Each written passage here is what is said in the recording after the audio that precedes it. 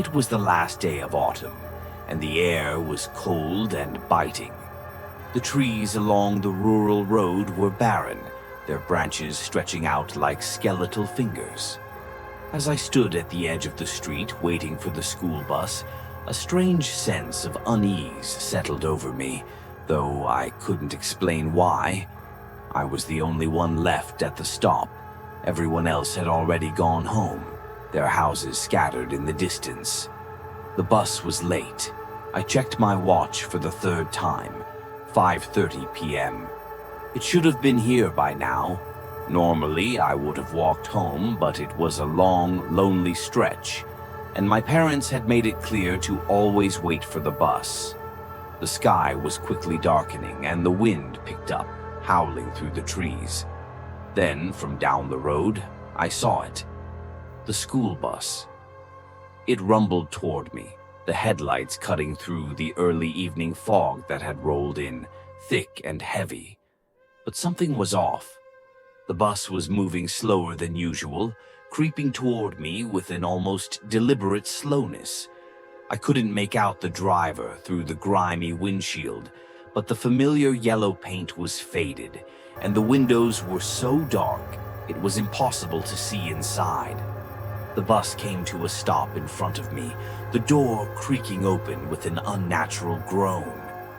Cold air rushed out, and a strange metallic smell filled the air, like rust and something else I couldn't place.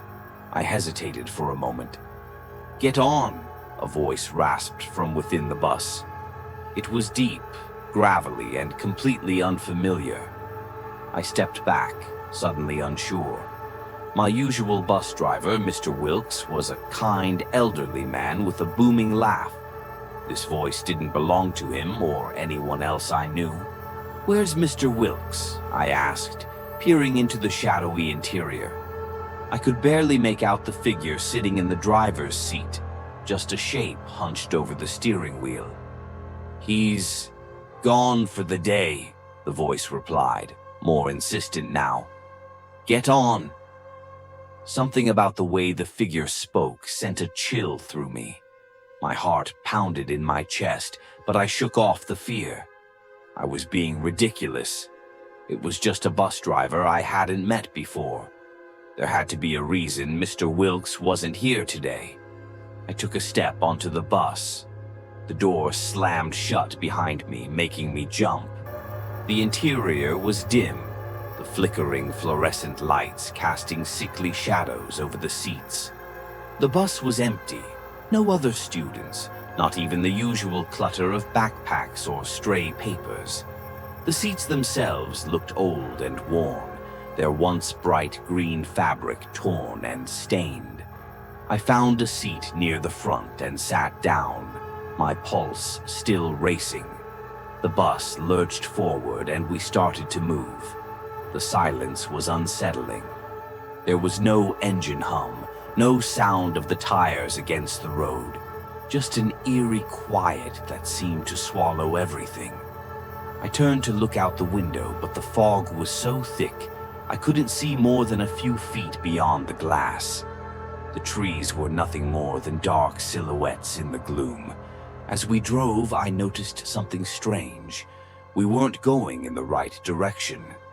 My neighborhood was to the east, but the bus was heading west, down a narrow, unfamiliar road that twisted deeper into the woods.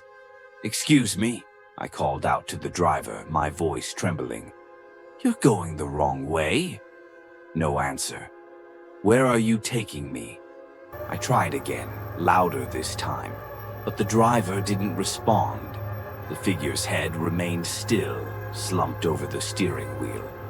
I stood up, gripping the cold metal of the seat back in front of me. "Hey, stop the bus." The driver's head turned, slowly, unnaturally. My heart nearly stopped when I saw his face, or what was left of it. His skin was pale and gray, like it had been stretched too tight over his skull. His eyes were sunken and black, as if they were hollowed out, and his mouth twisted into a grotesque smile, revealing jagged, rotting teeth. I stumbled backward, falling into my seat as the driver's laugh filled the bus, a low, guttural sound that echoed in the confined space. "We're almost there," he rasped, his voice now more of a growl. I looked out the window again, but the fog was so thick it seemed to press against the glass, suffocating everything outside. The road we were on had vanished, replaced by a dark, winding path that led into a dense forest.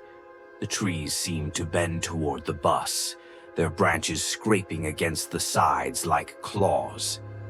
Panic surged through me. I rushed to the back of the bus, slamming my hands against the emergency exit, but it wouldn't budge. I pounded on the windows, screaming for help, but there was no one out there. The fog swallowed my voice, muffling my cries. And then I saw them.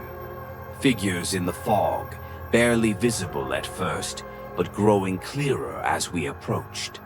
They lined the sides of the road, children, their faces pale and expressionless, their eyes wide and hollow. They were standing perfectly still, watching the bus as it passed. I recognized them. Some of them had been in my grade, others from the neighboring schools. But they were all dead. They had gone missing years ago, vanishing without a trace on their way home. No one had ever found out what happened to them, until now. The bus slowed to a stop and the driver turned to me again, that twisted smile stretching wider across his face. "You're home," he whispered. The door creaked open. I didn't wait.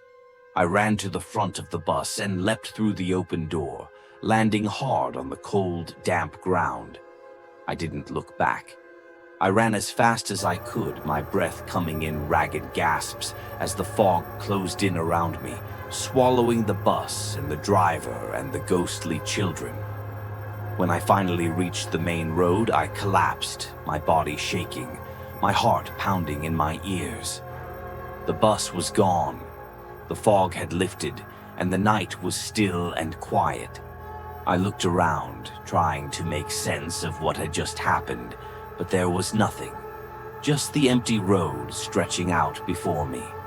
I never saw the bus again. But every night I dream about it.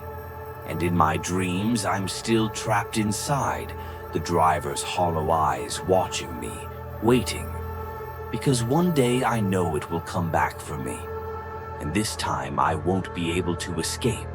After boarding a school bus that seemed off, I discovered the driver was something inhuman, and we were headed toward a dark forest filled with ghostly children.